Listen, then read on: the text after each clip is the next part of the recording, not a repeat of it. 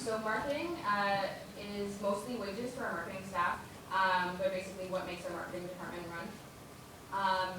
The ombudsman, for those of you who've been around for a while, might know that many years ago there was a referendum for that students supported the creation of an ombudsman office. There was no amount of money dedicated to that, so once it was created, very recently, the SFUO took on some of the cost of that. So essentially, the university pays for half of the cost of the ombudsman, and then the students, which includes both the SFUO and JSAD, cover the remainder. So JSAD puts in $15,000 and we put in $85,000. And that will be the case that it comes out of our main budget unless a referendum, say, is run to get students to directly into it.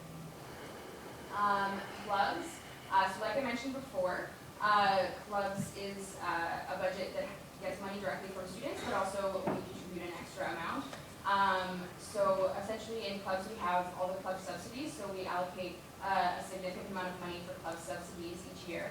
And then it also covers our club staff and anything else related to clubs. So yeah, basically that's that. 101 week. This is also one that consistently goes over. However, this year was a bit of an anomaly. In previous years, 101 week has been much less than this. Last year it was the total was about 150,000 last year, which was still higher than budgeted and higher than some years. But what we're hoping is that this year we can actually make our budget and not see any unnecessary spending during 101 week, and hopefully that's a happy number. We've increased the budgeted numbers over the past few years, so yeah, hopefully that's going to be the accurate number for this year, and we'll be able to stay on budget. Similarly, but the opposite, campaigns is also an anomaly. It was grossly underspent this year.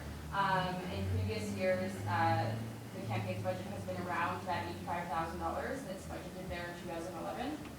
And last year, $86,000 was actually spent. So, and in previous years, it indicates a trend similar to that. So you'll see that it's actually quite low this year.